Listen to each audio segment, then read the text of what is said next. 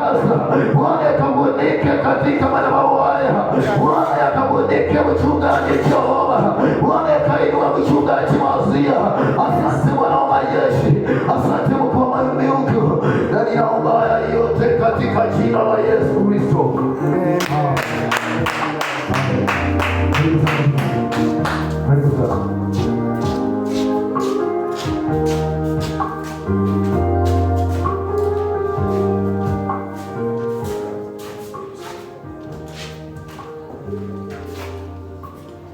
Bwana Yesu asifiwe.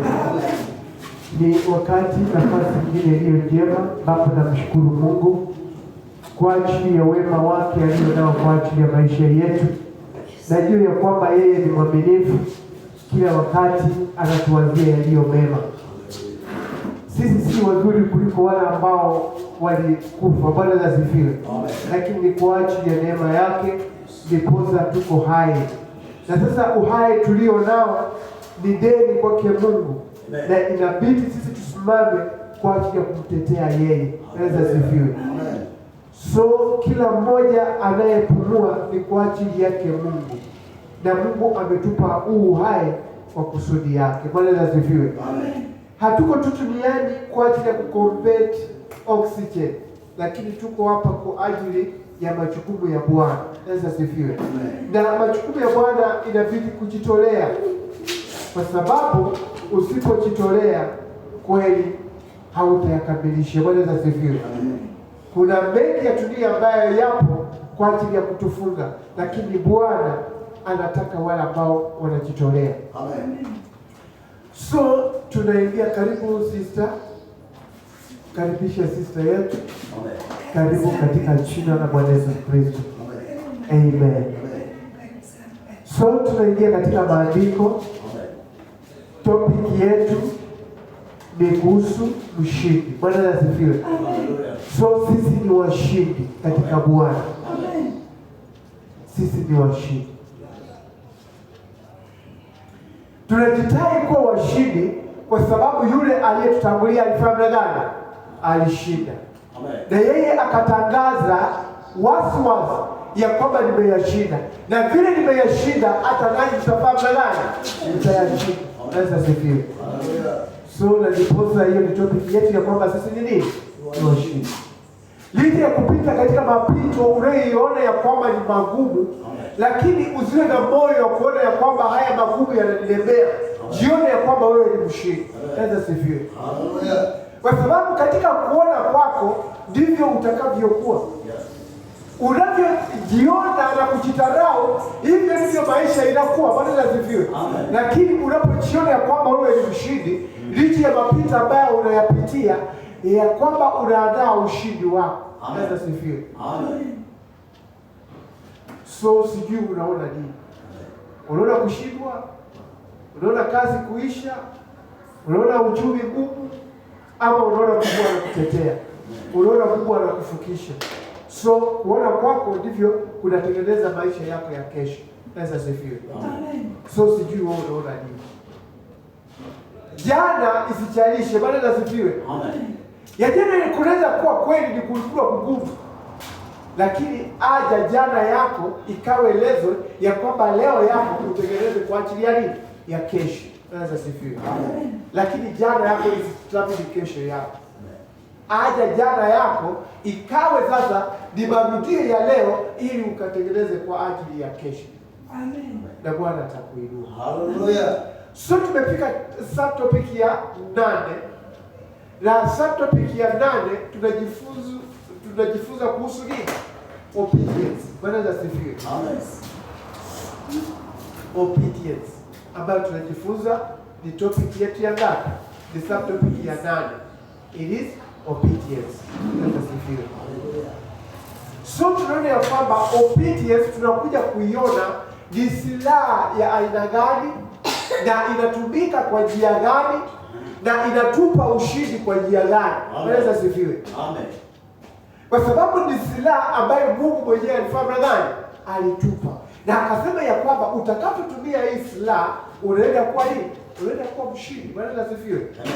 So silaha ambayo tumepewa ni obedience. Na bila hii obedience kwa kweli hautaweza. Sifiwe. Amen. Na hii obedience tena imekawanyika, iko katika sehemu karibu 3 hivi. Kwa sababu Biblia inasema ya kwamba tumheshimu Mungu, we have to obey our parents, and then we have to obey those on authorities. Bwana asifiwe. Amen. So imekawanyika, na hizo zote tutaziangalia. Amen. Na tutaona katika hali ya kuheshimu ama hali ya kuobey, nayo tutakaa namna gani? Yes. Tufungue Biblia zetu. Last Sunday tulijifunza, kuna wengi ambao hawakuwa, lakini tulikuwa tunajifunza the book of 2 Corinthians, ilikuwa chapter 6 verse 1 verse 10.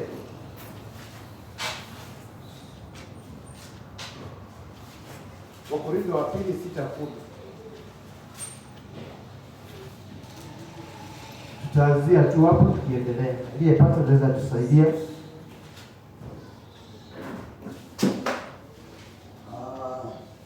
Sala takatifu cha Mungu, Wakorintho wa pili sura ya 6:10. Kama wenye huzuni, bali siku zote tu wenye furaha. Yes. Kama masikini, bali tukitarajirisha wengi. Yes. Kama wasio na kitu, bali tu wenye vitu vyote. Tu wa vitu vyote. Bwana asifiwe. Sasa hii ni commandment ya Mungu yenyewe kutoka wapi? Kutoka mbinguni. Yaani Biblia inasema ya kwamba inaweza fika mahali ambapo unaona huzuni, lakini usione wewe ni mtu wa nini? Wa kuhuzunika. Bwana asifiwe. Jione wewe ni mtu wa nini? Wa furaha. So katika huzuni ambao unapitia, ukaweke nini? Ukaweke furaha. Bwana asifiwe. Amen. Kwa sababu kuumbwa kwetu hatukuumbwa kuhuzunika. Tuliumbwa kufanya gani? Kufurahia. So maisha yetu ni ya kufurahi, si ya kufanya gani? Ya kuhuzunika. Kuhuzunika hiyo inaalika nguvu za kipepo. Kuhuzunika inaandaa madhabahu ya shetani kutawala maisha yako. Aidha sifiwe. Amen. So katika huzuni Biblia inasema ya kwamba you are commanded to put it there what? Joy. Bwana asifiwe. Amen. Ndiposa wa Filipi 4:4 nasema ya kwamba furahini, na katika siku zote furahini katika nani? Katika Bwana. Bwana asifiwe. So licha ya kwamba tuko na mambo ambayo unaiona ya kwamba haya yananisukuma sina furaha ndani mwangu, lakini usijipatie ndani ya hiyo hali ya kwamba huna furaha. Iweke kando, wewe moyo wako fanya gani? Ufurahishi. Kuna uwezekano ya kwamba kuna vitu ambavyo hauna, lakini Biblia inasema ya kwamba hata kama hivyo hauna, lakini usijiite nini? Masikini. Bwana asifiwe. Amen. Biblia inajiita ya kwamba jiite nani? Tajiri. Inasema ya kwamba kwa kweli unaona huna, lakini usiseme sina, jitaje ya kwamba ninavyo. Bwana asifiwe. Haleluya. Na hapa ndipo naona Petero wakiwa na Yohane wanaenda kusali. Tunaona ya kwamba inafika mahali ambapo kuna huyu jamaa amelemaa miaka yote kusaliwa kwake, hajawahi tembea. Kaza sivyo. So kazi riziki yake kupata ili ashipe, kupata ili hata asafiri aende mahali kwingine, ilikuwa anategemea nini? Kutegemea kuomba. Alikuwa anaomba ili akaangalau akapate maji ya kunywa, akapate chai, akapate chakula, akapate nguo ya kuvaa na kuweza sivyo. Alikuwa anategemea kufanya gani? Kuomba. Petero na Yohane walikuwa watumishi wa Mungu, na alipowaona akawakasia macho. Aweza sifiwe. Amen. Kuwakasia macho ilikuwa inamaanisha ya kwamba aliwaona ndani yao, akawa na furaha ya kwamba hao wamejaa na pesa na taabu za kujipatia bibi. Bwana asifiwe. Amen. So akakaza macho. Kukaza macho ni kumaanisha ya kwamba hawezi pita pale bila kufanya gani? Kumpatia yeye. Bwana asifiwe. Haleluya. Ni kama wewe unaona mtu kweli anahitaji msaada, na unafika pale, kuna macho fulani, mtu akikuangalia wewe unaona tu huyu kweli anahitaji msaada yako. Bwana asifiwe. So hivyo ndivyo huyu alikuwa. lakini ndani ya mawazo yake yeye alikuwa ametarget nini? Mifuko yake. Bwana asifiwe. Amen. Mifuko yao ndiye alikuwa ametarget, ya kwamba kuna kitu ambacho kinatoka katika nini? Katika mifuko yao.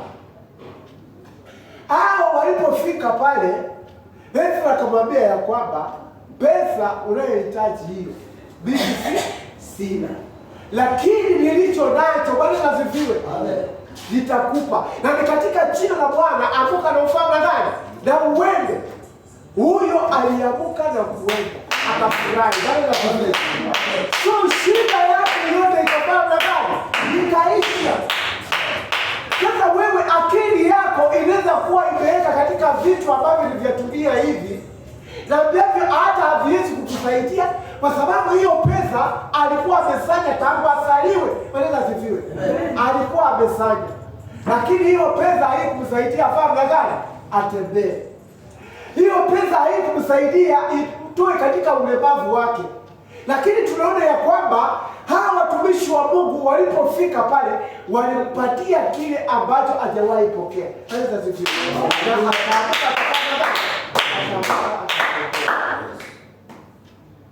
So tunaona ya kwamba Biblia inasema ya kwamba furahini kwa sababu utajiri ulio nao wewe kupokea Yesu ndani ya maisha yako. Bwana asifiwe. Amen. Sababu unapompokea Kristo, mahali popote unatembea, milango iliyofungwa yote inafahamu gani? Inafunguka.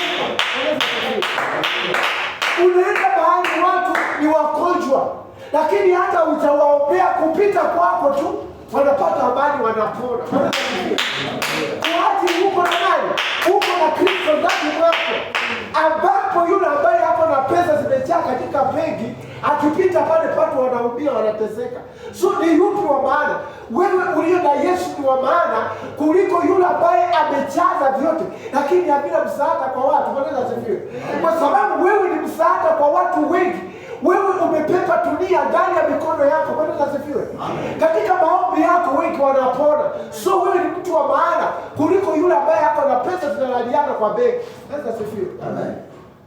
So usijiangalie kwa mambo, ujilinganishe mambo na pesa na hivi vitu.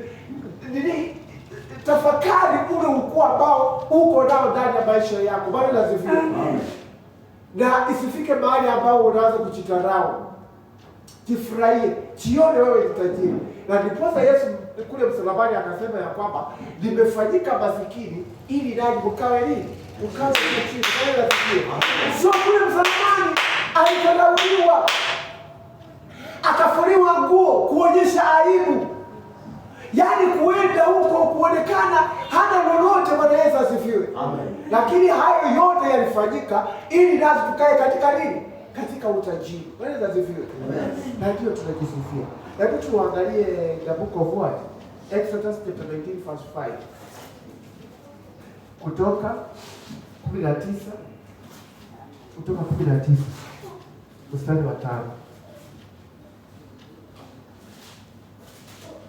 Aliyepata anaweza kusomea.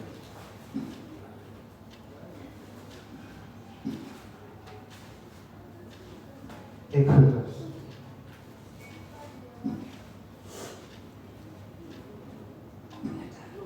Yeah. 19:5.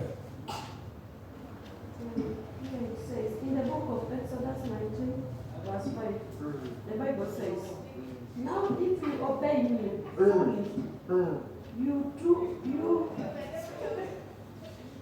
now if you obey me fully, yes, and keep my covenant, then out of all nations you will be my treasure possession.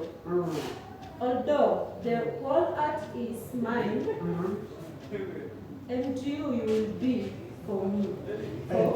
And you will be for me a kingdom of priests. Yes. And holy nation. And holy nation. Bwana asifiwe. Amen.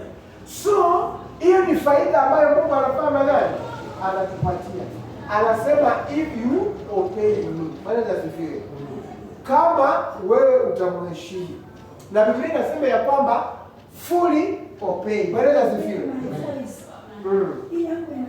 Obey my voice. Yes, obey my voice. Bwana asifiwe. So tunataka tutafune hapa. If you obey, Bwana asifiwe. Amen. Kama wewe utafanya gani? Utatii sauti yangu. Bwana asifiwe. And keep my covenant. And keep my covenant. Bwana asifiwe. Amen. Yes, I'll make you a treasure. Yes. Yeah, I'll make you a treasure. A treasure ni kumaanisha ya kwamba umejaa na pesa wanakuja kwako. Bwana asifiwe. Amen. Yaani account wewe ndiye uko nayo. Wewe ndio unapepa account ya nani? Ya Mungu. Na ndiposa unaona ya kwamba mtu akiwa na shida simu anafahamu na gani? Anakuinulia wewe. Hapa mimi naona kichwa inauma na sijui nini ni nini. Naweza sifiwe. Hebu tuma nini? Tuma maombi. Hiyo ni account kwa sababu you have a full account of what? Of favor from God. If you obey who? You obey God. Naweza sifiwe. Amen. Anakuchazia account yako inajaa.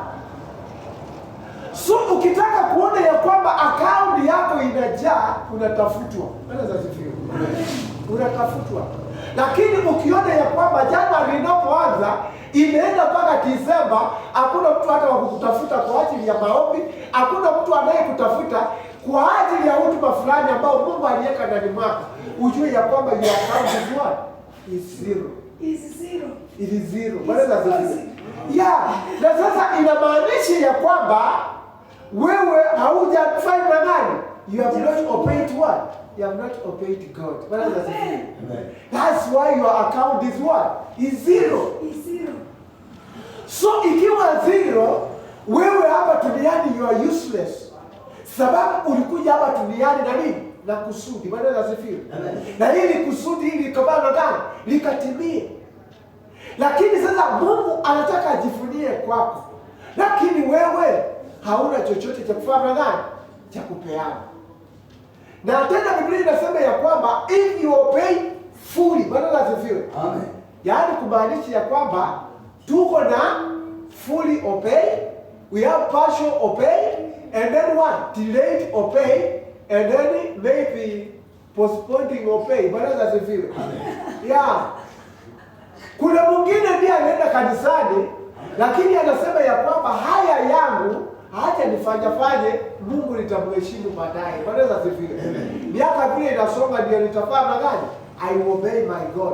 Lakini saa hii acha nakuja kanisani kidogo, nikifika huko naenda kwa usharati kwangu kwa sababu natafuta, si Mungu anajua lazima nitafutie watoto wangu. Bwana asifiwe. So that is not obey.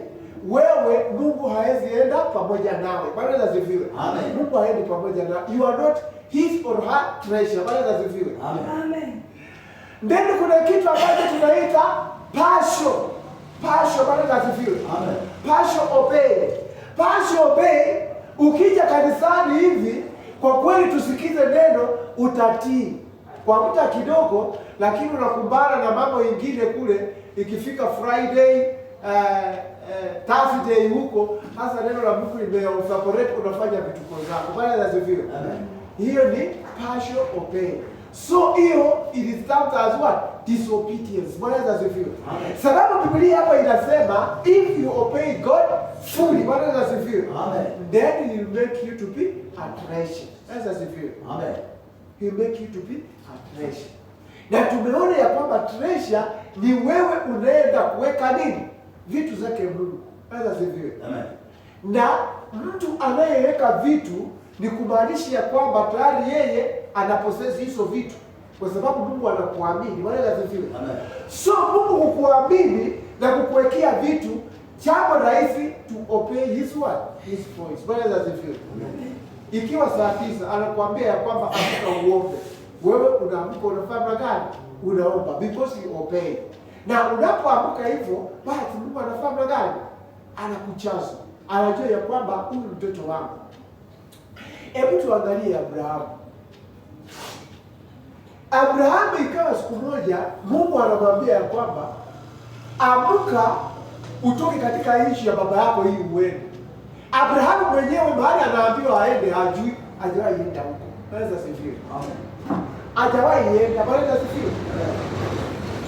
Alafu jambo la pili, amezoeana na wazazi wake na mandugu zake, hata kama ni mirathi, mipango yake amefanya katika kwao. Sasa sifiwe. Lakini Mungu anaambia achana na vyote, amka fanya na gani? Uende. Yeye anaamka na kufanya gani? Ya kuenda. Mungu alipofika katika nchi ile ingine, alisema inua macho yako. Akasema ya kwamba nitakupa kulingana na vile unavyoona. Kwanza sifiwe. Hiyo ndio urithi aliyokupatia. Alafu siku nyingine tena anakuja kumjaribu, aone ya kwamba kwa kweli yeye anamheshimu Mungu ama namna gani. Amejaliwa, amepata mtoto mmoja peke yake ambaye ni Isaac. Kwanza sifiwe. Na Mungu anamwambia ya kwamba chukua huyu mtoto wako uende ufanye gani? Unitolee sadaka. Huyo akakaa pale akaanza kufikiria, hili swala siwezi ongea na bibi yangu. Bwana asifiwe. Sababu angeongea na mke wake, mke wake angefanya gani? Angemkataza, angesema msiende. Yeye hakuongea, hata hakujadiliana na Isaac mwenyewe ya kwamba anaenda kutoa sadaka, kwa sababu Isaac angesikia hivyo, hiyo ingekuwa mwisho ya Abraham kuonana na nani? Na Isaac. Bwana asifiwe. Sababu pia Isaac angetoka mahali pale, hata Abraham vile alikuwa mzee angeweza kumfikia. Lakini jambo tu ni kwamba alimtoa Isaac na akasema Isaac apepa kuni, twende tutolee Mungu nini? Tutolee Mungu sadaka. Na Isaac alikuwa mwerevu. Wakifika njiani, yeye akamwambia babake, kwa kweli baba, mimi naona kuni umenipatia nimepepa, lakini mwana kondoo mwenye tunaenda kutoa mimi simuoni. Kwa nini asifiwe? Hajui ya kwamba yeye ni nini? Ni kondoo ambaye inaenda kutolewa sadaka. Lakini anamuuliza baba, sioni. Na babake hakumfafanulia. Kwa nini asifiwe? Amen. Lakini tena alisema tena kama unabii ya kwamba Mungu mwenyewe atapanga gani? Atatoa. Kwa nini asifiwe? Amen. Mungu mwenyewe atapanga gani? Atatoa. Na kwa kweli walipofika huko, sasa Isaac anakeuzwa kuwa nini? Kondoo. Lakini Mungu anasema hapana. Angalia pale kuna nini? Kondoo, enda nichinjie. Sio tunaona ya kwamba Mungu alimheshimu nini? Abraham. Na yeye akampa, akasema yale watoto wako watakuwa kama nini? Kama hizi stars. Bwana asifiwe. Nyota. Hawa yani ni baraka ambazo Mungu anafanya gani? Mungu anampatia. Na akasema ya kwamba ninakubariki wewe. Watakayo kubariki watafanya gani? Watabarikiwa. Na wanaokulaani watafanya gani? Watalaaniwa. So unaona ya kwamba ukiwa mtoto wa Mungu na unatembea katika commandments za Mungu, Mungu anafanya gani? Anakubariki. Na wale wote wanaosimama kwa ajili ya kubariki wewe, wanafanya gani? Wanabarikiwa. Na wale wote wanaosimama kinyume na wewe, hawana maisha. Bwana asifiwe. Amen. Acha niwaambie siri moja. Ukitembea katika Mungu, wachawi wanapokufuata, ule uchawi huwa wanafanya gani? Huwa unawarudia. Kwa sababu ule uchawi hauwezi kukufikia wewe. Bwana asifiwe. Amen. Sababu wewe tayari umetengwa, you are the treasure of God. So unaona ya kwamba wanafanya uchawi, wewe usifanikiwe, wewe usiolewe, wewe usipate watoto, wewe ukae maisha yale ambayo si mazuri, lakini hayo maisha yote inafanya gani? Inawarudia hao. Sasa sifiwe. Inawarudia hao. Wewe haiwezi kufikia. Why? Kwa sababu umechakuliwa na nani? Umechakuliwa na Mungu. Umewekwa kando, umefanya gani? Umetengwa. Wale wanaokuwasia mabaya ya kwamba usifanikiwe, kazi yako isifaulu, wale wanaonena mitomo mibaya chia maisha yako, ile mitomo yote inafanya gani? Inawarudia hao. Yale walionena tu wanaanza kufanya gani? Wanaanza kukumbana nayo sasa. Amen. Kwa sababu walinena hawakujua wewe ni mtu wa aina gani. You radiate God. Bwana asifiwe. Amen. Yeah. Yaani mishale za Mungu ziko juu yako. Sababu Mungu